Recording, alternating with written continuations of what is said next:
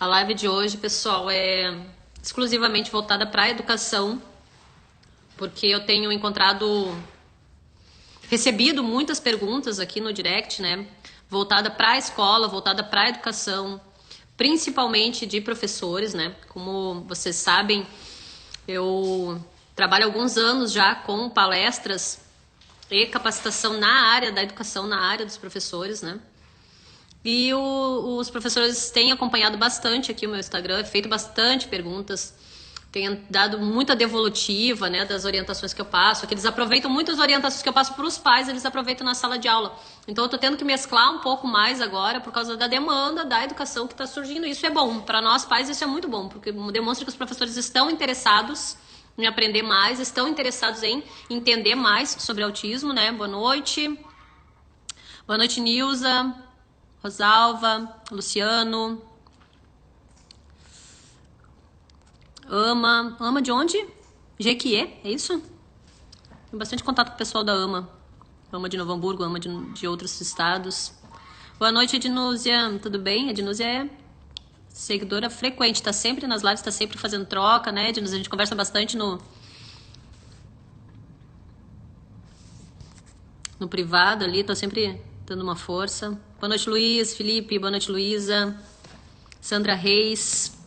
Então, pessoal, a live de hoje é bem voltada para sala de aula, para tirar dúvidas sobre escola, sobre educação. Por isso eu falei nos stories para vocês, compartilhem essa live com os professores, com os atendentes, né? Com o monitor que fica com o teu filho na sala de aula, com o estagiário que cuida do teu filho, né? Às vezes a gente fica com essa preocupação de estar deixando o nosso filho na escola, se ele está sendo, com as suas demandas estão sendo atendidas. Boa noite, Luciano. Se as demandas... Dila, boa noite, Dila. Ai, que bom, Dila é minha aluna. Minha aluna do programa das mães. Que bom que tu tá assistindo, Dila. Hoje é uma live voltada exclusiva para as tuas questões. A Dila é uma que tem uma questão muito, muito especial com a escola, né? Onde está a maior parte das dificuldades da minha aluna é no relacionamento com a escola. A escola entender, né, o diagnóstico da filha, é entender que ela está num processo de avaliação de diagnóstico e precisa de suporte, mesmo estando dentro do processo de avaliação ainda. Então, pessoal, se vocês quiserem mandando perguntinha aí sobre a sala de aula, Alexandra, boa noite, Grazi, boa noite. Eu vou estar respondendo algumas questões que já me mandaram ali na caixinha de pergunta, tá? Para a gente tirar dúvida. Se alguém quiser fazer pergunta aí ao vivo também, mandar a live pro professor, compartilha essa live com os professores dos teus filhos, dos teus netos, né? Para eles mandarem perguntas que eu vou estar respondendo depois também. Quem não assistir ao vivo, quiser mandar pergunta depois, pode mandar, não tem problema. Eu vou estar respondendo as perguntas depois, assim conforme eu conseguir, tá? Então, algumas dúvidas que surgiram aqui da professora. A preocupação da professora passou para mim é que ela não consegue dar a atenção que ela gostaria para o aluno, né, autista na sala de aula. Como é que a gente resolve essa situação, né? Um professor que não tem professor de apoio, não tem suporte de apoio e gostaria de dar uma atenção maior. Primeiro vamos separar assim, quais são as funções dentro da sala de aula, tá? Na escola, para os pais entenderem também alguns professores, porque muitas vezes a falta de capacitação no critério autismo leva ao entendimento errôneo de algumas questões de sala de aula. Por exemplo, qual que é o papel do professor de apoio, qual que é o papel do professor titular, quem é que faz a adaptação. Boa noite, Alexandra, sou mãe de um autista de 6 anos que está já entrando no estágio, né, Alexandra, de ir para o primeiro ano, para o segundo ano, terceiro ano. Sou mãe de uma autista de 2 anos. Boa noite, Graziele. Daniele Santos, boa noite. Meu filho começa sempre que eu vou fazer o dever. Tá, então, Dani, isso aí ele começa a vomitar sempre que vai fazer o dever. Isso aí é comportamento. A gente tem uma live só sobre comportamento. Se tu puder dar uma olhadinha, isso aí é uma função do comportamento. Ele tá tentando um escape justamente para não fazer a atividade, né? Então, na live sobre comportamento, tá salvo aí no feed, eu explico sobre essa questão comportamental e como lidar com essa questão comportamental. Isso aí é uma forma de escapar, literalmente. Eles podem vomitar, até inclusive ter febre no momento de ir para aula, dormir durante as atividades, dormir na escola. Isso é tudo questão comportamental de escape. Eles estão tendo uma maneira de realmente de escapar daquela situação que está desconfortável ou que está exigindo demais deles, né? A gente tem que fazer uma avaliação na sala de aula bem específica para ver se não está exigindo além do tempo que ele consegue suportar na sala de aula, além do conhecimento que ele tem, né? De repente está sendo muito frustrante. Tudo a gente tem que avaliar muito bem. Se está dormindo na sala de aula ou para fazer atividade, ou está vomitando, ou está pedindo para ir no banheiro toda hora e até gerando febre às vezes, é tudo uma questão de comportamento de escape, fuga, né? Fuga de demanda. Tá. Outra questão aqui da Ednúzia, que a diretora mandou eu pegar o Benjamin porque não parava de chorar e tem cuidadora, tá? Gente, essa questão é dúvida dos professores também. Questão comportamental, a criança está tendo um comportamento disruptivo, está tendo um comportamento inapropriado, está chorando muito na sala de aula, ou vomita, ou passa mal, ou tem febre, né? O que faz? O que a mãe e a prof faz? Quando a criança tem um comportamento de escape, que é para fugar da sala de aula, que nem essa questão do Benjamin chorar, o que acontece se a gente atender essa demanda? O Benjamin está chorando lá na sala de aula, a outra criança a filha da Daniele vomita na hora das atividades, né, para não fazer. É uma questão de fuga de demanda, é uma questão de comportamental. Muitas vezes, claro, nessa questão do vômito a gente vai ver se é só nessa situação de sala de aula ou se ela tiver episódios de vômito em outros momentos, ou até de choro em outros momentos. A gente tem que sempre fazer uma avaliação com o médico para ver como que está a questão da saúde dessa criança, se tem algum incômodo que possa estar gerando o vômito, o choro ou qualquer outra questão, febre, né? A gente sempre tem que fazer uma avaliação médica. Fazendo uma avaliação médica, constatando que essa criança não tem nada, biologicamente falando, para gerar o vômito, para gerar o sono, para gerar o choro na sala de aula, é uma questão comportamental.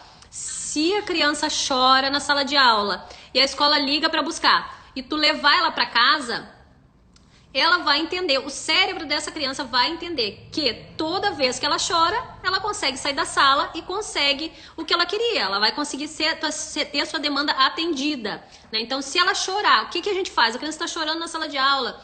Então, a gente vai para a sala de aula, atende o chamado da escola. Claro, a gente não vai ignorar o chamado da escola. A gente atende essa criança lá, acalma a criança e ela volta para a sala de aula. Se toda vez que ele chorar ou tiver algum comportamento inadequado, disruptivo em sala de aula, e a gente atender esse comportamento, tirar ele da sala de aula, ele vai ter uma vitória na fuga de demanda. Amanhã, o que vai acontecer? Ele vai ter o mesmo comportamento porque ele vai ter atendido a questão de fugar da sala de aula, fugar da demanda, fugar das atividades. Então, chorou, teve comportamento inapropriado, ok, a mãe precisa ter a escola. O ideal é que a escola, né, tenha essa questão de acalmar, tirar essa criança alguns minutos da sala, acalmar e voltar para a sala de aula, sem chamar a mãe, né? Porque deveria ser resolvido pelo professor de apoio. Para isso que serve o professor de apoio, né? Para dar um suporte ao professor titular.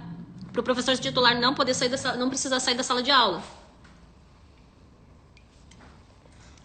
E esse comportamento disruptivo deve ser observado, né? A gente acalma, deixa passar aquela situação. Até aconteceu há pouco tempo com a vice-diretora, a vice-presidente da associação. A filha dela estava apresentando essa questão do vômito, né? De simular o mal-estar até sentir vômito ou sonolência até realmente dormir na sala de aula. E o que acontecia? Eles tiravam ela da sala de aula, a mãe levava para casa. E o que acontecia no outro dia? Voltava o mesmo comportamento. E o que eu indiquei para ela? Eu falei, então, Isa, vamos fazer o seguinte, vai lá, atende ela, se precisar levar... Claro, ela fez um check-up médico e viu que não tinha nada demais biologicamente acontecendo e era puramente comportamental para fugar da demanda, para fugir da demanda da sala de aula.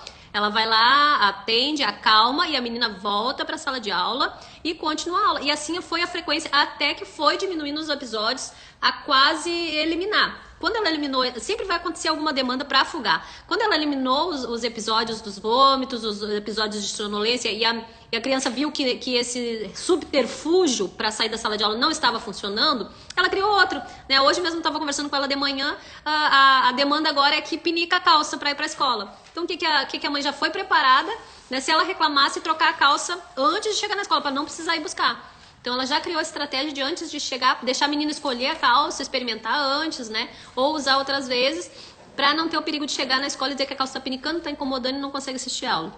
Então, comportamento disruptivo na escola, na sala de aula, a gente não tira da escola, a menos que tenha uma causa biológica, que a criança realmente esteja doente, que a criança realmente esteja passando por alguma questão biológica que precisa de tratamento. Então, a gente não tira essa criança da sala de aula, a gente atende a demanda, acalma e volta para a sala. Ideal que a escola faça isso sozinha, sem chamar a mãe. Mas se chamar a mãe, não levem para casa. Nem que você tenha que ficar ali por um pouco de tempo, né? Se vê que realmente não vai render, que a criança está sofrendo de alguma maneira, muito incomodada, a gente dá um tempo com ela na sala de aula e é solicitado pela professora que ela, né, vá para casa com a mãe. A gente não pode deixar que a criança determine a hora que ela vai sair da escola e a hora que ela vai sair da sala de aula. Essa determinação tem que vir da escola, da professora. Por exemplo, se ela voltou para a sala de aula e a professora tem a percepção de que não vai render, né, que ela realmente está num processo ali que precisa de menos tempo, de diminuir o tempo de sala de aula, a professora vai determinar e vai falar, olha, agora sim, você já fez a atividade, agora tu pode sair com a mãe, né, e a mãe leva para casa. Se houver necessidade realmente de tirar ela da escola, quem tem que tomar essa decisão, essa iniciativa, tem que ser o professor, né? A criança tem que entender que quem tomou essa decisão foi a escola, foi o professor e não ela. Se a gente atender a demanda do choro, do sono, do vômito de imediato e levar para casa, esse comportamento vai voltar a acontecer no outro dia e assim repetitivamente, tá? E a Prof. Daisy perguntou assim, a minha maior dificuldade, né, é atender da forma que eu gostaria, suprir as necessidades desse aluno e dar mais atenção da forma que eu gostaria. O que eu digo para os professores nessa hora? Eu tô lá com 27, que nem a mamãe falou aqui, a Alexandra falou que na sala de aula do filho dela tem 27 alunos e ela entende que a professora não está conseguindo dar a devida atenção. Exatamente o anseio da professora, desde que botou ali na caixinha de perguntas, o anseio dela é esse. Eu tenho tantos alunos, 25, 26 alunos, e não consigo dar a atenção que eu gostaria para o meu aluno autista. O que acontece? A gente prepara uma aula facilitada em conjunto, que possa atender as demandas de todo mundo, porque na verdade numa sala de aula não tem só o autista, né? E como ela não tem um professor de apoio, por exemplo, como a Alexandra, ele não tem um professor de apoio na sala de aula e a professora atende 27 crianças, ela não está atendendo só 27 crianças, são 27 pessoas que pensam de maneira diferente, com necessidades diferentes, né? Então a gente tem, na verdade, é que repensar a forma da educação, a forma que a gente ensina na sala de aula, que já não é tão funcional aquela questão de passa no quadro, cada um sentado na sua carteira virado para frente, olhando só para o prof. Então a gente criar uma sala de aula, né, quando a gente tem muita demanda de neurodivergentes na nossa sala de aula, né, de pessoas que pensam de forma diferente, que têm transtornos, né, de aprendizagem, porque não vai ser só o autista que tem na sala de aula, vai ter um autista, pode ter um outro com síndrome de Down, pode ter outro que tem deficiência intelectual, pode ter outro que tem TDAH, que é com certeza na sala de aula vai ter minimamente uma criança com TDAH ou uma criança com autismo. Então vão ter várias formas divergentes de pensar, várias mentes divergentes dentro de uma sala. Então qual que é a sugestão para a professora que tem todas essas mentes divergentes e não tem um professor de apoio para estar ajudando cada um, né, orientando cada um? É criar uma aula que seja adaptável para todas, né? Uma aula mais, a gente trabalhar com material concreto, a gente trazer textos mais curtos, coisas mais dinâmicas, coisas mais objetivas, trabalhar com mapas mentais, né, para facilitar o entendimento de qualquer tipo de forma de pensar, né? Então, a sugestão para professores que têm turmas grandes, com 27, 28 ou mais alunos, né, e sem professor de apoio, é isso, é transformar a aula facilitada para todos, e não só para os neurodivergentes, né? E fora que tem a questão do plano de ensino individualizado, que deve ser feito por toda a equipe, né? É feito pelo professor titular, mas também tem que ter a participação de toda a equipe pedagógica da escola, para estar ajudando esse professor a fazer o seu plano de ensino individual para a pessoa que tem necessidade. Nós temos alguns estágios na questão da sala de aula, né? Como eu estava falando, a gente tem uma divisão ali, qual que é o papel de cada pessoa ali na sala de aula? O professor de apoio é quem dá suporte em todas as questões para a criança, não só o suporte pedagógico, né? Mas quem faz adaptação de atividade, adaptação curricular, plano de ensino individualizado é o professor titular. O professor titular é quem dá a aula para o aluno. O aluno neurodivergente, o aluno neuroatípico, ele é aluno do professor titular. Qual que é o papel do professor de apoio? Ou monitor de apoio? O papel do professor de apoio é orientar essa criança como se ele fosse um tradutor do mundo. A criança surda, por exemplo, ela tem um tradutor em Libras, tem uma pessoa em Libras que vai traduzir a aula para ela em Libras, que vai explicar a aula para ela em Libras. Esse é mais ou menos o papel do monitor, do professor de apoio. O professor de apoio, ele vai traduzir a aula para esse aluno que está com dificuldade de entender, né, o que está sendo explicado, ou de manter o foco na explicação do professor. Ele vai traduzir o que está sendo explicado, vai orientar como que faz uma atividade. Jamais ele vai fazer essa atividade pelo aluno. Tem alguns questionamentos, às vezes, que eu recebo, se o professor monitor não está fazendo a atividade do aluno, nunca, jamais, o professor monitor jamais faça. Se o aluno não consegue fazer, o professor titular tem que saber que ele não consegue fazer aquela atividade, que está além das potencialidades dele, né? E o professor, muitos professores me perguntam assim, ó, o meu aluno veio de outra escola, eu desconheço se ele tinha PEI, eu não tenho informação se ele tinha um plano de ensino individualizado, eu não sei qual o grau de conhecimento dele, que é o caso do Gabriel. O Gabriel está no ensino médio, veio do ensino fundamental, os professores não sabiam qual o grau de conhecimento dele pedagógico. Então, o que eu sugiro para os professores? Chegou um aluno neuroatípico ou neurodivergente, faça testagens, né, da tua matéria, do que tu vai ensinar para ele, faça testagens. Por exemplo, professor de matemática, eu não sei o que o meu aluno é não verbal, eu não sei se ele consegue me explicar o que sabe, o que não sabe, não tem caderno, não tem um plano de ensino que veio da outra escola, não tem informação nenhuma. Estou zerado de informação desse aluno que chegou. O que eu vou fazer? Eu vou fazer avaliações. Primeiro, por exemplo, eu vou dar, digamos que ele está na 5ª série, vou dar uma conta de mais para ver se ele consegue fazer. De 2 números, depois de 3 números, depois eu vou dar uma conta de vezes, depois eu vou dar uma conta... E vai explorando aí, tu vai explorando qual o conhecimento até onde ele consegue. É complicado a gente atender, né, cada neurodivergência, cada neurotipo de forma individual, mas a gente tem que se programar e se projetar na sala de aula para fazer atividades que possam atender a todas as demandas. Por isso que eu disse, vamos trazer uma matéria mais objetiva, né, conforme a escola que eu trabalho me permite, né, trazer uma matéria mais objetiva, trabalhar com mapas mentais, né, trazer a adaptação, quando a gente não tem alguém para nos auxiliar na sala de aula, trazer a adaptação de forma geral para todo mundo, né, e as cobranças também de forma mais abrangente, que possa atender todas as demandas. Tem algumas situações que podem acontecer na sala de aula.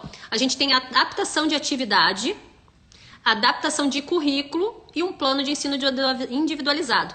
O meu filho autista, ele precisa ter os 3? Depende. Depende qual o grau, né, de instrução que ele tem, quais as potencialidades dele, né? Atividade adaptada é quando o aluno consegue acompanhar a turma, mas precisa que as atividades sejam adaptadas. Só atividade, né? O conteúdo, por exemplo, o professor de história, em vez de dar 3 páginas de um livro para esse aluno ler, ele vai dar um texto reduzido com as principais informações daquele conteúdo. E as perguntas também vão ser reduzidas. Tipo, em vez de pedir para ele escrever 15 linhas sobre um assunto, ele pode fazer de forma reduzida, pode fazer como um mapa mental. Então, a gente vai adaptar a atividade para o aluno que consegue acompanhar o currículo da turma. Quando a questão é que o aluno não consegue acompanhar o currículo, ou seja, o mesmo conteúdo, é porque nem sempre o conteúdo precisa ser acompanhado pelo aluno neurodivergente ou aluno neuroatípico. A gente vai adaptar o conteúdo, daí o currículo, a gente vai pegar e criar atividades com o mesmo tema da turma, mas de acordo com a potencialidade daquele aluno. Daí a gente cria um currículo adaptado. Um exemplo disso. A turma tá aprendendo tempos verbais, só que o meu aluno ainda não está alfabetizado. Pode acontecer de chegar numa série lá que o aluno está acompanhando a turma pela questão dos pares, de acompanhar os colegas da mesma idade, né? E não é alfabetizado. Daí o professor, ao invés de ensinar tempos verbais para esse aluno, vai vir com alfabetização, mas usando o mesmo tema que ele está usando com os outros alunos. Por exemplo, o tema é animais, né? Ou o tema é tempo, né? Daí a gente vai usar esse mesmo tema para o aluno que eu estou alfabetizando no momento. Vai acontecer de um aluno chegar, pode acontecer do aluno chegar lá no ensino médio e não estar alfabetizado ainda. E a gente ter que voltar lá na base da alfabetização apenas usando os mesmos temas. Eu estou vendo em história, eu estou vendo o Tratado de Tordesilhas. O que eu faço com o meu aluno que não é nem alfabetizado? Vamos trabalhar o Tratado de Tordesilhas na alfabetização, usando palavras que ele reconheça numa fala do professor, em atividades dos colegas. Então, deixar ele ambientalizado com tudo que está acontecendo na sala de aula, mas de acordo com as potencialidades dele. A Alexandra está dizendo que a monitora que cuida dele parece que não entender muito sobre autista. O que acontece muito, Alexandra? O que acontece muito? É enviado para as escolas, né, do estado, município, até particular, às vezes particular é mais difícil, mas estado e município é muito comum de mandarem estagiários do ensino médio. A pessoa que está estudando lá, está no ensino médio, manda como estagiário, ou seja, ele não tem formação e às vezes nem é da área de educação. O que é o ideal do monitor? O que diz a lei, né? Que seja uma pessoa que tenha capacitação, né, na área da educação, que seja uma pessoa que tenha conhecimento, mas não é o que acontece. Eu costumo dizer que a lei é muito bonita, muito linda no papel. Quando chega na vida real, né, quando chega aqui onde a gente vive, funciona diferente. Vai vir um estagiário lá do ensino médio, que às vezes não tem nem o emocional preparado para estar atendendo aquela demanda. Eu vou falar para vocês, o Gabriel recebeu o professor dele de apoio agora, o Gabriel está no ensino médio agora há pouco tempo, mas ali no meio do ano chegou uma moça para ser o professor de apoio, que possivelmente eu acho que ela deveria estar se formando. Eu acho que ela até desistiu do curso, porque ela não estava preparada, né, para a demanda de sala de aula, muito menos para a demanda de inclusão. Então ela ficou um pouco assustada e desistiu. E isso é muito frequente, do monitor desistir, do monitor trocar, porque daí geralmente é isso. Acontece de chamar um estudante do ensino médio, que não seria o correto, mas é o que acontece, é o que tem disponível para as escolas às vezes, é o que elas conseguem também. Nem sempre é culpa da escola, às vezes é o que o Estado disponibiliza, é o que o município disponibiliza. E essa fluidez muito grande nos estagiários a gente não consegue manter. Então, realmente, a falta de capacitação desse atendente, que nos preocupa muito, né? Que tem trazido muitas demandas, muita preocupação para os professores, e eles têm me trazido isso no direct ali, eu respondo muito professor. É por isso essa live de hoje, né? A gente sempre focou bastante nos pais, mas como vocês sabem, né? Eu trabalho na área de palestra e capacitação da educação, e a demanda está aumentando muito, os professores realmente estão muito preocupados com a qualidade, né, da sala de aula e se sentem frustrados, se sentem desacreditados às vezes, né, e muitos professores vêm aqui me pedir ajuda, e isso é bom. Isso é muito bom, porque a gente tem o entendimento de que eles estão buscando. Às vezes eles não têm recebido esse suporte, esse aporte. O que eu mais vejo é eles não terem suporte, um aporte para estar recebendo. E não é falta de vontade. A maioria tem vontade de atender, as demandas de atender bem e de fazer certo. Só não sabe como, né? Porque eu sempre digo assim,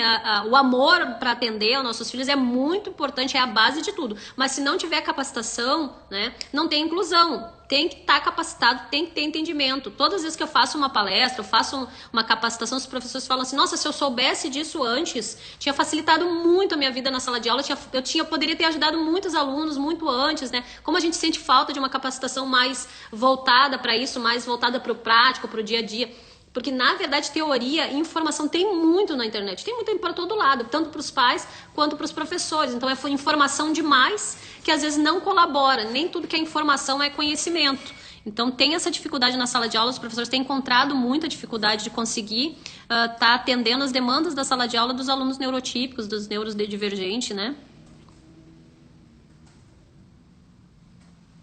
Então, aqui a Soleide está falando, ó, eu tenho um sobrinho que dorme muito na sala de aula e fica perguntando que hora ele vai sair. Então, o que pode ser esse sono na sala de aula? Pode ser medicação, a medicação está dando efeito colateral no horário da escola, precisa avaliar isso, ver se a medicação, se ele não toma medicação, ver se há algo biologicamente atrapalhando, dando sono, como é que está o sono dessa criança de noite, né? Por que ela está tendo sono do dia? Se dorme bem à noite, se a medicação está bem certinho, né? O neuro falou que está tranquilo, e se esse sono é só na sala de aula, se em casa, digamos, ele estuda de manhã, na sala de aula ele dorme, mas se ele estiver em casa, no final de semana ele não dorme, ele fica bem, fica se divertindo, provavelmente é uma fuga de demanda, provavelmente ele está fazendo para fugar da atividade da sala de aula, ou porque está frustrado que não consegue fazer as atividades que estão além do cognitivo dele, ou estão abaixo do cognitivo dele e ele está frustrado porque queria algo mais desafiador, ou não está tendo atividade dentro da sala de aula, né? Porque acontece também dos professores não levar atividade, às vezes porque eles não sabem fazer, ou porque está esperando um monitor, o professor de apoio para fazer, e não é papel do professor de apoio fazer atividade para a criança autista. O papel dele é observar e orientar essa criança, ensinar ele a entender o mundo, a entender a escola, a entender os professores. Ele é um tradutor. Eu costumo dizer que o professor de apoio é um tradutor do mundo para os nossos filhos dentro da sala de aula. Ele vai traduzir o mundo. O professor pediu para te fazer isso, agora vamos fazer isso, isso, isso. Mas quem adapta a atividade, quem adapta currículo e quem faz plano de ensino individualizado é o professor titular, é o professor da sala de aula.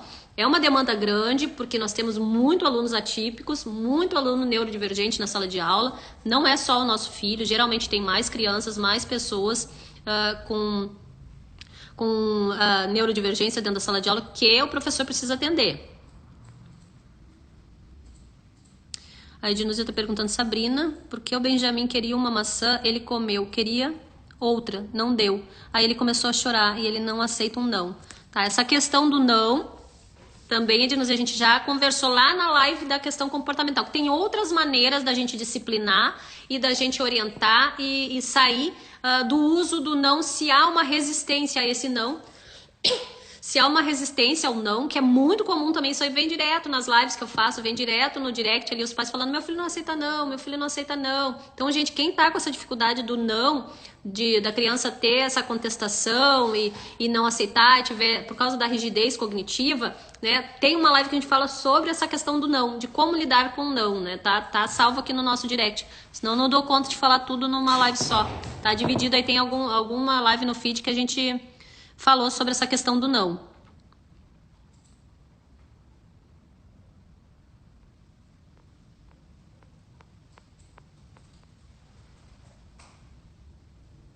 Sim, a Michelle está perguntando para mim aqui se o ensino estruturado dificulta esse planejamento dinâmico.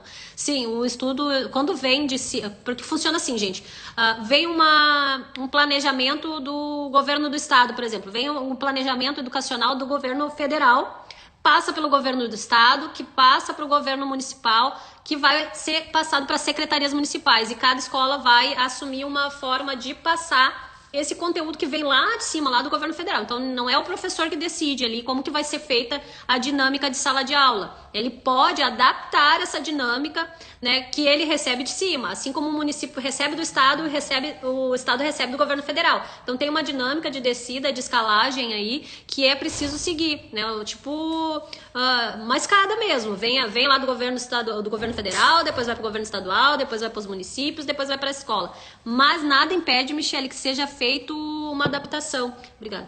Seja feita uma adaptação nesse ensino estruturado. O ensino estruturado tem que atender uma demanda, sim, eles têm que trazer uma demanda, mas nada impede que seja feita uma adaptação aí. Na verdade, a lei obriga que seja feita adaptação desde que a criança necessite de adaptação. Não interessa se a escola é ciclada, sobre ensino estruturado, tem que haver adaptação curricular. Havendo a necessidade, tem que haver adaptação curricular. Tem mais pergunta aqui da caixinha para responder, mas eu vou responder primeiro as que estão online aqui comigo, tá bom? Fernanda Fernandes, boa noite. Minha bebê tem 3 anos, tem autismo e hiperatividade. Tem 3 meses na escola e ela não quer ir todo dia. É uma luta para deixar ela lá. O que eu faço? Então, Fernanda, essa questão que ela é bebezinha mesmo, né? É bastante importante essa interação na escola, porque é ali que ela vai aprender a lidar com os pares, né, com as crianças da mesma idade, que vai desenvolver a habilidade da socialização. Aí o que tu tem que preocupar com a tua bebê? Qual o tempo de tolerância dela na escola? Porque não adianta deixar também um turno inteiro se ela não suporta ainda essa demanda de turno todo, tá? Então, preocupar se precisa reduzir horário para ver se ela consegue receber, né, com mais qualidade tudo que ela precisa lá dentro da escola. Porque não adianta a gente deixar lá do meio-dia, por exemplo, às 5 da tarde, um turno todo, se ela vai se prejudicar mais do que aprender, mais do que desenvolver as habilidades, né? É importante estar na escolinha desde pequeno, é importante, principalmente para as nossas crianças que têm dificuldade de desenvolver as habilidades sociais, né, de comunicação, tá na presença dos pares. É importante, mas daí tu tem que perceber também qual o tempo que ela tem de tolerância de estar lá, dar continuidade. Se tu levar um dia e no outro não levar, ela vai entender que não tem uma dinâmica ali de continuidade, ela vai fazer choro, não vai querer sair do carro, vai espernear para sair. Então ela vai usar essa ferramenta assim para não ir, porque a escola é uma forma de ser cobrado, né? E ninguém quer ser cobrado, eles não querem ser cobrados de algum comportamento. Quem é que não quer ficar em casa, sentado no sofá, assistindo TV, o seu desenho preferido, tomando mamá e só fazendo o que quer? Todo mundo quer, tem gente que é adulto quer, né? Então a escola vai ser uma demanda que precisa, 3 meses até é pouco tempo para ela tá num período de adaptação, mas não desiste, vai com constância, nem que tenha que diminuir a carga de tempo dela na escola, nem que tenha que deixar menos tempo, tenta estudar com os professores qual o tempo de tolerância da tua filha na escola, quanto tempo ela consegue suportar lá, mas insiste, continua levando, nem que seja por pouco tempo para ela ir acostumando, até porque depois vem os 4 anos de idade e a escola vai se tornar obrigatória, aí tu vai ter que matricular de forma obrigatória. Então isso que tu tá fazendo agora é uma preparação para o ano que vem, então não desiste, tenta ter uma constância, nem que seja preciso diminuir, né, o tempo dela na escola, mas para o ano que vem vai ser obrigatório, ela tem 3 aninhos agora, né, pro ano que vem a escola é obrigatório para ela e ela vai ter que ficar na escola, né, ela vai ter que ir para a escola, então é bom que tu tenha já te antecipado e tentado agora esse ano, mas tenta ter uma constância, porque a constância é muito importante, para que a criança entenda que vai ter sempre aquele dia, aquele horário. Eu te sugiro, Fernanda, também fazer uma rotina, tá, para tua filha de imagens, que ela entenda que ela vá para a escola, mas ela vai voltar. Todas as minhas alunas lá do programa, para os pais, elas recebem um basicão assim de rotina. Eu mando para elas um PDF com um basicão de rotina, que é o horário do café, uma fotinho da criança tomando café, uma fotinho da criança almoçando, indo para a escola. E o mais importante na rotina dela, ela voltando da escola, porque muitas vezes a gente leva para a escola e a criança não entende que em algum momento do dia tu vai lá buscar ela, que ela vai voltar para casa, mesmo que esteja na rotina dela, ela sempre vai ficar com aquela ansiedade de que hora minha mãe vai vir buscar, que hora eu vou voltar para casa, será que eu vou voltar para casa, quanto tempo eu vou ficar aqui nesse lugar, né? Então a antecipação para os nossos filhos, né, que são neuroatípicos, é muito importante. Eu falo isso em diversas lives, toda vez eu sempre falo, então vocês podem buscar aí no feed mais informações sobre isso que vai ter. Lá no feed mais informações sobre... Essa aqui é outra questão. Aqui a avó tá falando, às vezes o Benjamin nem entra na sala. Isso aí é outra coisa que a gente precisa trabalhar devagarzinho e não pode desistir. Se chega na porta da sala, ele entra, esperneia e daí a gente volta para casa, o que ele vai fazer amanhã? O mesmo comportamento. Vai chegar na porta, vai espernear, não vai entrar, e daí eu vou levar para casa e essa criança vai voltar com esse comportamento e vai acabar vencendo essa luta aí de ir para a sala. Então nem que entre e fique 5 minutos lá na sala e a gente vai aumentando gradativamente, sai um pouquinho, descansa um pouquinho da sala de aula, volta de novo, nem que a gente tenha que ficar na escola, né, junto com a criança e ficar nessa alternância, vai um pouquinho, sai um pouquinho, volta um pouquinho para a sala, sai um pouquinho. Então por isso a comunicação com a sala de aula, com os professores é muito importante. Não é nem questão de conscientizar, Guedes, é questão de lei, tá na lei. Pega lá o Estatuto da Pessoa com Deficiência, tu vai ver, e a Lei Berenice Piana. Pega essas duas leis, que vai ter ali um artigo que fala que o professor tem a obrigação de adaptar, sim, e a obrigação é do professor, não é da sala de recurso e não é da sala do professor do AEE. Quem faz a adaptação é o professor titular, é a obrigação dele e está previsto em lei. Então, tem que ser acionado de forma jurídica, se a pessoa não está querendo concretizar o seu papel. Inclusive está na LDB, né, que é na Lei de Diretrizes e Bases da Educação, que vem lá do Ministério da Educação. Então, ele tem sim a obrigação e ele deve fazer, tá? Então, deixa eu responder outra pergunta aqui do professor, tá? O professor está perguntando de aluno, agora eu vou responder a caixinha, tá, gente? Para não ficar o pessoal sem caixinha de resposta, aqui principalmente os professores. Porque hoje é voltado bem para a sala de aula, bem para responder essas dúvidas que eles me mandam lá no direct. Eu recebo muita dúvida de professor no direct, muito professor me procurando, né, ultimamente. Então tem um professor perguntando assim sobre a rigidez cognitiva, né? A rigidez da criança essa questão de não aceitar fazer as tarefas, de não aceitar fazer a atividade, não aceita as determinações do professor na sala de aula, tem uma rigidez, uma inflexibilidade, né? Então como trabalhar essa questão na sala de aula tendo outros 27 alunos, tendo outros 26 alunos? Isso tem que ser trabalhado aos poucos, né? Na questão do não aceitar ou não, a gente precisa dar este comando para o aluno de outra forma, né? Tipo, ele pede para sair da sala, né? Se há possibilidade dele sair para dar uma volta ou para atender, né, alguma demanda de processamento sensorial, porque tem muita coisa envolvida dentro da sala de aula. Tem a questão do processamento sensorial, que às vezes é muita luz, muita informação, muito barulho, e a gente precisa trabalhar essas saidinhas da sala de aula. É bom que o professor determine de tempos em tempos que ele possa dar essa saidinha da sala de aula, mas deixar a determinação para o professor. Tipo, tu faz uma rotina, tu, professor que mandou essa pergunta, tu faz uma rotina para a sala de aula para esse aluno, né, e ele pode ter esses escapes temporariamente, tipo, assiste um período de 1 hora, tu deixa ele dar uma escapadinha, uma voltinha ali, beber uma água e voltar para a sala, até para ele fazer essa limpeza aí de muito estímulo, de muito barulho, de muita luz, para ele poder voltar a se concentrar. O que não pode é que a criança, toda vez que pedir para sair da sala, sai da sala, porque daí o que vai acontecer? Vai virar um comportamento de fuga, sair da sala toda hora. Então, tu vai elaborar uma rotina em que determinados períodos, se ele tem essa necessidade de sair do meio da turma ali em algum momento, tu determina esses momentos que ele sai, né, para ficar dentro de uma rotina, porque senão ele vai usar esse comportamento para fugar da sala de aula toda hora, tá?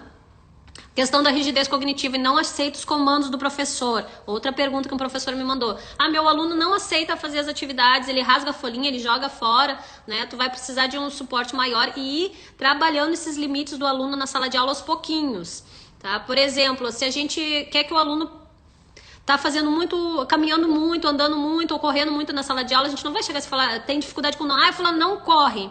A gente vai dizer o comando exato do que a gente espera que ele faça na sala de aula. A gente vai dizer, fulano, senta. É hora de sentar. A gente vai dar o comando adequado que tu espera dele, porque muitas vezes não é desobediência. Ele não entendeu exatamente o que tu espera dele na sala de aula. Às vezes ele não sabe o que tu espera dele. Tu dá atividade, né? A criança lê a atividade, tenta fazer, mas ele não entendeu o que é para fazer exatamente. Daí levanta, caminha, rasga a folha, né? Não quer fazer, amassa, os mais pequenininhos amassam, joga fora, não quer fazer, né? Então a gente começa a trabalhar os limites dele e o entendimento dele daquela atividade e deixar bem claro. Eu sempre digo para os professores na sala de aula, a fala tem que ser objetiva, a fala tem que ser direta e simples. Que vale em casa também. Muitas mães me mandando ali, meu filho não aceita não. Inverte, em vez de dizer não faça isso, inverte, fala, faça isso. Fala exatamente o que tu quer que a criança fala. Isso serve para sala de aula e serve para em casa também. Em vez de dizer assim, ó, não corre, a gente fala caminha, ou pare, ou sente. A gente dá o comando de acordo com o que tu quer que a criança faça, né? Outra coisa, às vezes a criança não entende o comando verbal. Não entende comando verbal, daí tu tem que mostrar como se faz determinada coisa com o teu corpo mesmo. Agora a gente vai sentar, e a professora senta e mostra que é hora de sentar. Ou ajuda a criança a sentar. O professor de educação física pede para correr, não entendeu? O professor pega pela mão e corre com a criança. Ó, vamos correr, é hora de correr, é hora de pular. Mostra como que pula. Então, muitas vezes, além do comando verbal, tu tem que mandar um comando visual. Tem que mostrar para a criança como fazer determinada ação, como fazer determinada atividade. Então, não é só o comando verbal, que muitas vezes, a maioria, grande parte dos autistas, eles têm memória visual. Eles precisam de ter a imagem do que está sendo pedido para eles. Daquilo que a gente quer que eles façam.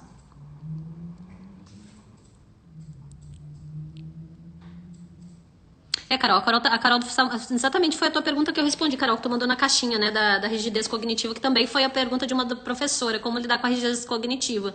Isso aí a gente trabalha a flexibilidade, e tu, inclusive, também pode trabalhar em casa essa flexibilidade da rigidez cognitiva, né? O que acontece? A criança tem uma rigidez cognitiva de aceitar o não, de aceitar a mudança de rotina. Então, o que ajuda muito? É ter uma rotina estruturada, usar imagens, mesmo que pareça que essa criança tem um bom entendimento e não precisa de suporte. A algum momento do dia ela vai precisar daquele suporte. Então, preparar uma rotina, de preferência com imagens, né, do que vai acontecer no dia a dia dela. E para trabalhar a rigidez cognitiva, a gente colocar entre essas atividades da rotina coisas inesperadas, mas numa situação de controle, né? Eu não vou deixar algo inesperado para o dia que ele não tá legal, por exemplo, o dia que ele tá agitado, tá nervoso, que o dia anterior foi um dia cansativo. Eu vou colocar coisas inesperadas nessa rotina num dia que ele tá legal, que ele tá descansado, que ele tá aberto para aprender novas coisas. Então tem muita coisa que a gente pode ir trabalhando aos pouquinhos, inserindo aos pouquinhos, né? Por isso, a grande preocupação que eu tenho notado nas palestras e nas capacitações é que a gente precisa atender essa demanda, né? E o pessoal sempre fala assim, a gente precisava de mais tempo, a gente precisa aprofundar mais determinados assuntos e não ficar só na palestra, né? E a palestra eu consigo atender só presencialmente, geralmente aqui no Rio Grande do Sul. Eu vou um pouco mais longe, às vezes, né? Mas aqui no Rio Grande do Sul eu consigo atender. E esse pessoal que está entrando em contato comigo através do direct são pessoas de outro estado, que às vezes tem menos profissionais capacitados para estar dando, né, esse treinamento, para estar dando essa capacitação. Então, pensando nisso, além do programa dos pais, né, o programa para pais que vocês já conhecem, que eu tenho aqui, que eu disponibilizo eventualmente, quando cada turma vai se formando, eu vou abrindo novas turmas, né, para estar trazendo essas capacitações para os pais, esses programas para os pais. Eu elaborei também para os professores uma capacitação online, né? Agora a gente sentiu essa necessidade nas palestras, né? Que o pessoal queria aprofundar mais no assunto, aprofundar mais todos esses assuntos que a gente conversou aqui: rigidez cognitiva, adaptação curricular, quem é que faz, quem é que não faz, leis, quais são os direitos dos professores de receber suporte, né? O que a escola tem que amparar o professor, porque muitas vezes nem o professor sabe que ele tem que ter suporte da escola, que ele tem que ter suporte do estado, do município onde ele trabalha, quais são os direitos do professor na sala de aula, o que ele tem que atender de direitos do aluno. Nem uma mãe conversou, um pai falou aqui, que o professor falou que não tinha obrigação de adaptar currículo. Ele tem sim, mas às vezes ele não sabe que ele tem obrigação de adaptar currículo. Ele não tem a capacitação. O que acontece muito, gente? Quando a gente faz magistério e pedagogia, a gente aprende isso aqui de inclusão. Isso aqui, gente, isso aqui, uma miséria. E quando tu tá lá te formando numa especialização tipo matemática, português, história, não tem nenhuma cadeira de inclusão. Então o professor vem nu e cru. Ele cai no, tipo, às cegas na sala de aula com os alunos neurodivergentes. Se ele não buscar o próprio conhecimento, se ele não buscar o seu próprio capacitação, ele cai de paraquedas numa sala de aula. Assim como nós, pais, caímos de paraquedas no autismo. O que acontece muito que os pais falam pra mim? Eu recebi o diagnóstico, o médico me deu o diagnóstico e eu caí de paraquedas. Ele não me disse o que fazer, pra onde ir, pra onde correr, né? Que é o propósito do programa que eu criei pros pais, que é da UNorte. Com os professores acontece a mesma coisa. O cara se forma, cai na escola com um monte de aluno neurodivergente, com um monte de aluno atípico, com um monte de aluno neurotípico e cai de paraquedas sem saber o que fazer. Aí ele tem que buscar os seus meios, ele tem que descobrir. Claro que tem aqueles profissionais também que já estão ultrapassados, mais do que na hora de se aposentar e não querem aprender, não querem realmente receber os alunos neurodivergentes, mas tem aqueles que me procuram aqui no direct que querem aprender, que querem entender e que querem desenvolver os seus alunos da melhor forma possível para se sentir bem no seu trabalho, para se sentir bem com os seus objetivos profissionais atendidos, né? E para isso, eu criei uma capacitação online, né? Que eu vou estar ofertando aqui para os professores que assistirem essa live. Nós vamos estar ofertando essa capacitação para professor. Então, tu que é mãe, pai, que tá ali, né, com aquela insatisfação, né, apesar de todo o amor que teu filho é tratado na escola, mas sente a necessidade do professor estar mais capacitado, entender melhor, porque foi inúmeros aqui as mensagens que eu recebi: o professor não entende a rigidez cognitiva, o professor não entende que meu filho usa outro tipo de comunicação, né, o professor não entende. Então, às vezes, não é falta de vontade, é falta de capacitação mesmo, é falta de conhecimento. Gente, acontece até a falta de conhecimento dos médicos. Hoje eu recebi uma mãe, eu estava fazendo mentoria, fiquei chocada com o que o médico falou para ela. Quando ela falou da seletividade alimentar, pasmem, o médico disse para ela deixar a menina sem comer. Deixa ela sem comer o dia inteiro, que vai chegar à noite ela vai comer. Gente, isso é falta de capacitação. Um médico, né, não tem capacitação para atender uma pessoa autista. Uma clínica, que se diz clínica para tratamento de autista, cobrando da mãe que a criança não estava se desenvolvendo, sendo que eles que estão prestando serviço e que tem que ajudar a criança a desenvolver a habilidade. A fono reclamando para a mãe que a criança não fala, mas não deu uma alternativa de uma comunicação alternativa, não deu sugestões para a mãe desenvolver. Gente não capacitada tem todas as profissões, tem todos os lugares, por isso os pais têm que estar preparados e os professores têm buscado. Então a gente eu trouxe a minha capacitação presencial, eu trouxe a minha palestra presencial e desenvolvi uma capacitação pros professores agora aqui de forma online. Tudo que eu fazia presencial, eu não estou conseguindo atender, viajar para os outros estados, às vezes tem gente de outros lugares muito distante, aí se torna caro eu viajar para tão longe, então a gente decidiu fazer uma capacitação online. Nós vamos ofertar aqui também, além do programa dos pais, ter o programa pros professores. Então, vocês podem passar. O Cristiane está me perguntando aqui se pode dispensar a criança mais cedo. Já falo sobre isso contigo, tá? Deixa eu só passar essa informação para os professores. Então, a gente tem a nossa capacitação para professores agora, não é só para os pais, e é separado. Eu não faço capacitação em programas como a maioria aí, que é para todo mundo num só. Tipo, a maioria dos treinamentos que eu fiz na minha vida era assim: essa capacitação serve para mãe, pai, terapeuta, médico, profissional, todo mundo que quiser fazer pode fazer. Não, eu separei. O que é para pai, eu ensino para os pais, eu ajudo os pais e dou mentoria teoria para os pais. O que é para professor, prática de sala de aula, o que funciona. Por que eu sei que funciona a sala de aula? Porque eu já tive dentro da sala de aula. Eu tô dos dois lados. Eu sou mãe atípica, mas também eu sou uma professora atípica, porque eu tô dentro da sala de aula com alunos neurodivergentes, com aluno neuroatípico, então eu sei o que funciona bem dentro da sala de aula e o que não funciona. Então eu entendo os dois lados e tenho a condição de estar orientando os dois. Que muitos pais perguntando assim, o professor pede para pegar mais cedo, o orientador pede para pegar mais cedo. O que acontece? O que a gente se preocupa na questão da redução de horário? A preocupação maior não é com o professor, não é com a família, não é com a escola, é com a criança. O quanto essa criança está aproveitando na sala de aula. A carga horária é de acordo com a criança. Se essa criança suporta ficar o turno todo, ela tem direito de ficar o turno todo, sim, mesmo que não tenha professor de apoio. Ela tem o direito de ficar o turno integral, se ela está aproveitando bem, se não há sofrimento. Se há sofrimento nessa criança, ela não está aproveitando, ela não está conseguindo desenvolver habilidades, aí a gente pensa numa redução de carga horária. Houve muito, e nada é para sempre, gente. Isso pode precisar por um período, que nem o Gabriel. Teve períodos que o Gabriel ficava com carga reduzida de horário, até o intervalo, ou até onde ele suportava. Aí a gente tentava aumentar, aumentava de novo. Às vezes tinha período que eu tinha que reduzir de novo, porque depende muito de como que tá a criança e quanto ela aproveita dessa carga horária. Não adianta a gente ficar, às vezes, o turno integral e a criança não aproveitar. Ela ficar frustrada porque não consegue acompanhar, ela ficar irritada, ou ela ter as questões do processamento sensorial e não ter... não suportar tanto estímulo, porque a escola é estímulo demais, né? Tem barulho da sala de aula, gente falando, ventilador, luz, barulho no quadro, cadeira arrastando, caneta batendo. Então é muito estímulo e às vezes a criança não suporta, é o estímulo que está dentro da sala de aula e acaba se sentindo frustrada por não conseguir e não desenvolver as habilidades. Então a questão da redução de carga horária fica a cargo da necessidade do tanto que essa criança suporta. Não é a escola, né, que vai determinar, vamos dar só 2 horas. Não é o pai que vai determinar, eu quero que ele fique às 4 horas ou às 6 horas. Vai ser a criança, vai ser o quanto ela suporta e o quanto ela aproveita desse tempo que ela está na sala de aula. A gente tem que se preocupar com isso, o bem-estar da criança na sala de aula e o quanto ela consegue desenvolver de habilidades. Às vezes ela ficando 2 horas, ela consegue desenvolver muito mais do que ficando às 4 horas estressada lá dentro da escola por causa de tanto de estímulo que ela recebe lá. Né? Às vezes ela desenvolve melhor em 2 horas. Eu sei que a gente fica com o coração na mão, a gente que é mãe, porque acha pouco. Mas observa o teu filho. Através da observação, tu vai ver se a hora que tu busca ele quer ficar mais tempo. Então já é um sinal de que a criança pode ficar mais tempo da escola. Porque acontece com frequência também.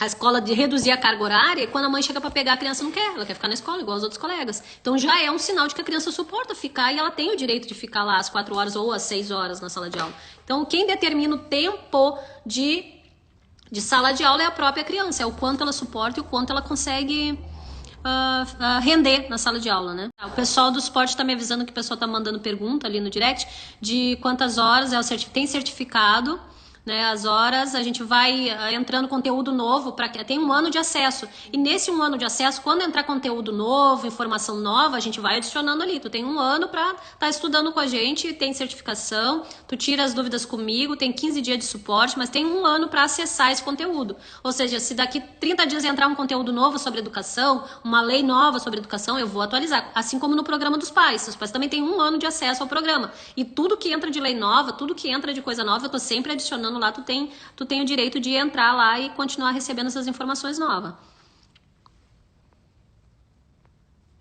Aqui também tá falando, ela fica com a coordenadora. Gente, quando que o nosso filho está sendo incluído na escola? O que é inclusão? Inclusão não é a criança ter aula separada dos outros. Isso é segregação. Isso não é inclusão. Se o meu filho não entra na sala de aula com os coleguinhas, ele estuda no laboratório, ele estuda na biblioteca, ele estuda na sala do AEE, ele estuda na sala da coordenadora, que nem tem uma mãe me falando que a criança fica na sala da coordenadora. Gente, isso não é inclusão. Inclusão é o meu filho estar dentro da sala de aula com os outros colegas. Esse é o direito que ele tem, tá dentro da sala de aula com os outros colegas. Assim como os professores têm direito de ter suporte, gente. Eles têm as mesmas demandas que nós pais. Assim como a gente cai de paraquedas no autismo, eles também caem de paraquedas no autismo e precisam de capacitação, porque sem capacitação não tem inclusão. Se o teu filho não tá ficando na sala de aula, isso não é inclusão. Tá? Ele pode precisar de uma adaptação para conseguir suportar ficar na sala de aula. Mas aí tem que ter uma adaptação. Se ele vai para a escola e fica na biblioteca, fica na coordenadora, fica sei lá onde, não é inclusão, é segregação. Ele está sendo segregado do aprendizado com os outros. Então precisa ser revisto, precisa fazer uma adaptação dessa criança para ela estar sendo inserida na sala de aula com os colegas. Nem que seja por 1 hora, por 2 horas e aumentando esse tempo gradativamente. O ideal, gente, é que a criança comece a adaptação igual a todo mundo. Se as outras crianças ficam 2 horas, ele vai ficar 2 horas. Se fica 3 horas, vai ficar 3 horas. Se está aumentando gradativamente, a criança de inclusão aumenta gradativamente.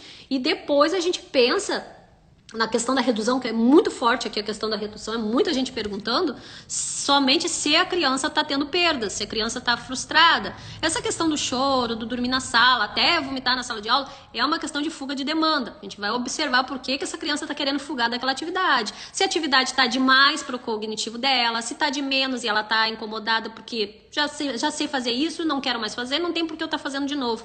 Tudo tem que ser muito observado. Tá? Ok, Guedes, não, eu agradeço tu tá acompanhando aqui com a gente, tá? Aqui a Lidiane. Sou professora da educação infantil e procuro adaptar as atividades. Realmente, o meu aluno é muito rígido.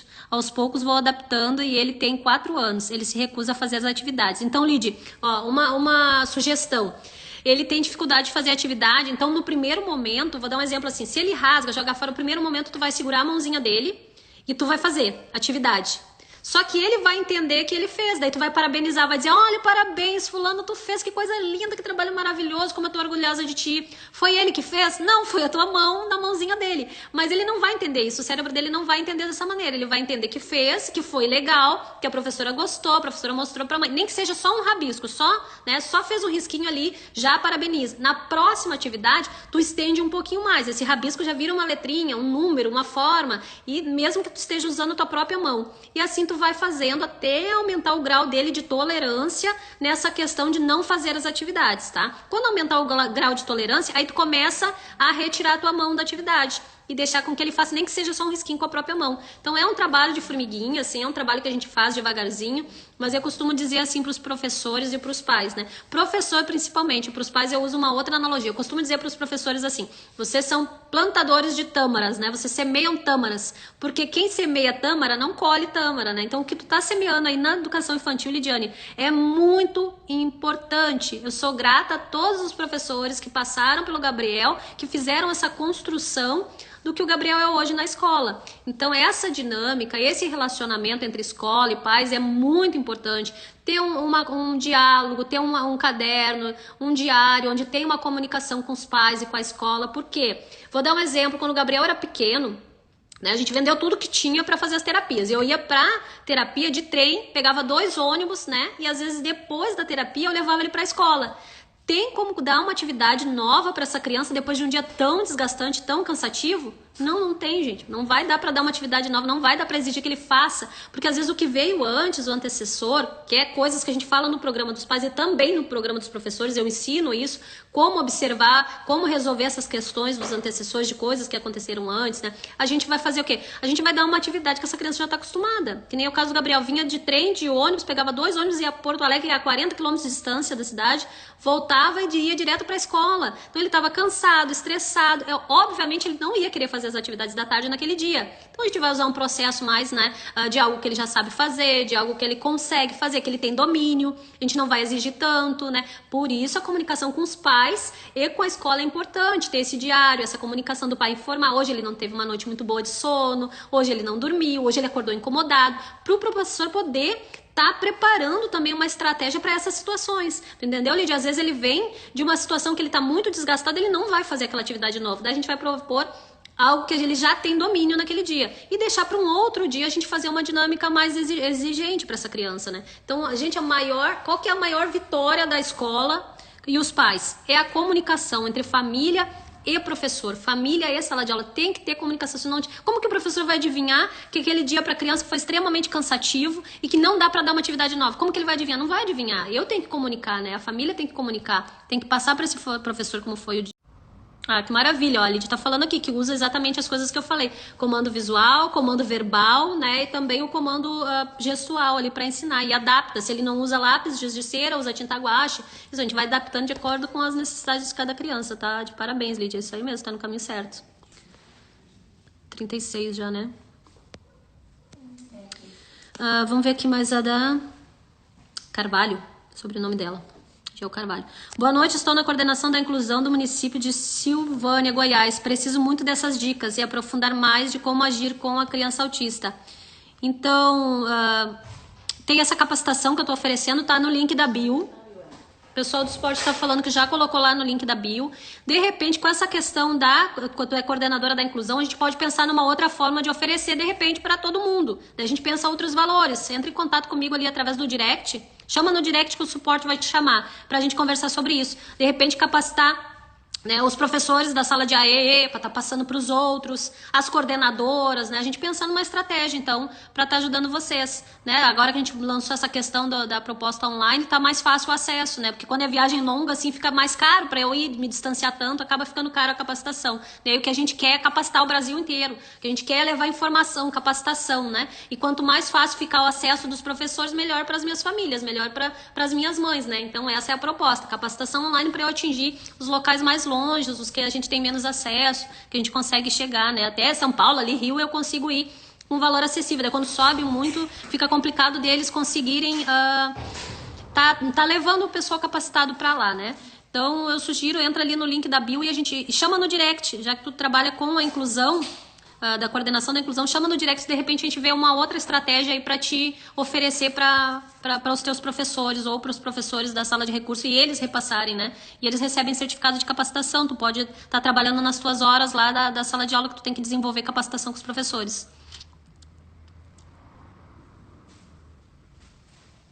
Tá, e essa questão também é bem particular, não é nem particular, Alexandra. Neuropediatria realmente está em falta em todo o Brasil. Não tem, para te ter ideia, aqui no Rio Grande do Sul formou 2 o ano passado. Então não tem profissional mesmo, tá muito difícil essa demanda de profissional, é falta de profissional. Porque é muito desgastante o estudo da neuropediatria, muito investimento e o retorno acaba demorando e as pessoas acabam escolhendo outro tipo de especialização. Então, Patrícia, tá lá no link da bio, a Prof. Paty, que provavelmente a professora está dizendo que também quer o curso, a capacitação, tá no link da bio.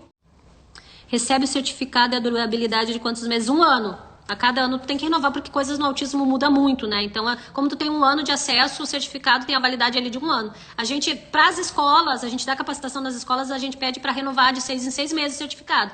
Porque tudo relacionado ao autismo muda muito. Por exemplo, a capacitação que eu dava há 5 anos atrás não é a mesma que eu dava hoje. Há 5 anos atrás, a gente dizia que não tinha causa para o autismo. Hoje a gente já sabe que tem causa. A gente já sabe que tem a questão da hereditariedade, entendeu? Então, por isso que a gente não pode dar uma durabilidade muito estendida do certificado. Ele tem que ter, no máximo, ali 1 ano de durabilidade, porque as questões do autismo mudam muito. Mudam e está cada vez mudando mais rápido.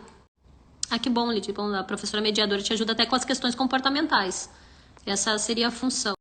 Exatamente, essa é uma grande preocupação, formação continuada. Eu vejo muitos professores falando assim, a gente precisava de... Porque informação, gente, professor é o bicho que mais estuda na face da terra. Capaz delas ter mais diploma que eu, mas elas precisam de trazer a vivência da sala de aula, a experiência da sala de aula, né, e a prática para dentro da sala de aula, a prática, né, porque a teoria, nossa, elas estudam muito. Professor é o bicho que mais estuda na face da terra. Estão sempre estudando. Então, pessoal... Passa aí para os professores, né, para os professores dos seus filhos, porque aqui a maior parte do meu público é pai e mãe, né, e a pedido dos pais, que se preocupam muito, é uma da maior preocupação dos pais, é a sala de aula, e tem vindo muito professor no direct ali me fazer muitas perguntas, e às vezes eu não consigo atender todos, né, a gente criou essa capacitação, tá lá no link da bio, quem estiver assistindo a live vai poder acessar por R$ 49,90, né? Tem 1 ano de validade, como eu disse para vocês, a questão do autismo ela muda muito, então não pode se estender muito o certificado, porque vocês têm que estar sempre se reavaliando, sempre se capacitando. Eu estou sempre estudando, estou sempre termino uma pós, estou iniciando outra, termino uma, estou iniciando, porque eu preciso estar sempre atualizado. E o professor, como eu falei, é o bicho que mais estuda, também precisa estar se atualizando. Então, qualquer dúvida que vocês tiverem, manda lá no direct, a gente vai estar respondendo, o pessoal do suporte está respondendo, né? E essa capacitação é uma capacitação muito prática, como eu falei, professor estuda muito, mas precisa da parte prática, da parte da vivência, né? E eu trago isso, eu trago a minha vivência de mãe e a minha vivência de professora dentro da sala de aula, né? O que eu consigo fazer de prático. Então, a capacitação é extremamente prática. Eu vou trazer tudo para vocês de forma prática de como aplicar, né, o manejo dentro da sala de aula. Então, teoria, mas também tem um manejo dentro da sala de aula que tu consegue aplicar ou não dentro da sala de aula que funciona ou não, tá certo? Então tá aí no link da bio para quem quiser. acessar, o pessoal que pediu o que eu quero, como que eu faço. Qual o valor para acesso dos pais e quais os principais ensinamentos? Então, Marina, nós temos um programa exclusivo para os pais. Como eu falei, eu separo. Né? A maioria dos cursos que tem por aí, dos programas, é tudo junto. Professor, terapeuta, pai e mãe. Não, eu separo. Eu realmente separo. Eu tenho capacitação só para os pais e capacitação agora só para os professores. A dos professores é prática e manejo dentro da sala de aula. E os pais é teoria sobre autismo, prática e manejo em casa e muitas outras coisas. Então, tudo relacionado à família tem um programa separado. No momento eu tenho 3 turmas em andamento. Por que eu não vou abrir outra turma agora? Porque eu faço atendimento individualizado, Patrícia, tá? Eu atendo os pais individualmente. Hoje mesmo eu atendi 2 mães de forma individual. Eu faço chamada de vídeo. Eu passo estratégia para aquela família, para aquela criança. Eu respondo as dúvidas do pai. Então não é algo que tu vai estudar, receber um curso e vai estudar de forma ampla. Vai ser voltado para ti. Tu vai estudar sobre autismo, tu vai estudar sobre a estrutura familiar, tu vai aprender sobre relacionamento, sobre finança. Eu trabalho sobre finança também para os pais. Como lidar com essa questão de muito gasto, né? Como lidar com as questões pessoais, como lidar com as questões práticas do autismo, essa questão do não suportar o não. Tem para os pais, mas é separado. Dos pais é um, dos professores é outro. Porque a dinâmica de sala de aula é uma e a dinâmica de pai é outra. Então eu entendo que precisa ser separado. Dificilmente vocês vão encontrar um outro programa que seja separado. Geralmente é tudo junto. E tem o atendimento individual exclusivo para os 2. Eu vou atender os professores de forma individual, vai me ligar, nós vamos fazer uma chamada de vídeo e nós vamos ter uma troca individual para o teu caso e para a tua situação na sala de aula. Para os pais a mesma coisa, de forma individual, para ti, para o teu filho e para tua família, tá? Os dos pais a gente só vai abrir uma nova turma depois que a primeira turma se fechar e se formar e eu atender todas e resolver todas aquelas situações, as demandas e elas já se sentirem capacitadas de seguir sozinhas, tá? Exatamente por isso, porque eu atendo de forma individual. Eu faço turmas pequenas e só abro uma turma nova quando fecha a primeira. Então a gente já está quase fechando a primeira turma, né? Às vezes as mães precisam de um pouquinho mais de tempo, porque tem as demandas, que nem hoje eu atendi uma das minhas alunas, a Simone, que a criança teve um processo infeccioso, emendou em outro, e acabou regredindo alguns comportamentos, a gente teve que retomar lá do início, novas estratégias, né? E recomeçar. Então todos os atendimentos são feitos de forma individual, tanto dos professores quanto dos pais. E fiquem atentos, segue o perfil que a gente avisa. Tá bom, Patrícia? O suporte está falando aqui para tu mandar no direct que tu quer o programa dos pais quando abrir, que daí eles te avisam. Eles vão te botar num grupo do WhatsApp, que é onde a gente passa as informações, daí tu vai ficar sempre a par. Mas quem não segue o perfil, segue o perfil, compartilha essa live com os professores que precisam, que sentem a necessidade de uma capacitação, compartilha aí e a gente se vê em seguida, tá bom? Uma boa noite a todos, um abraço.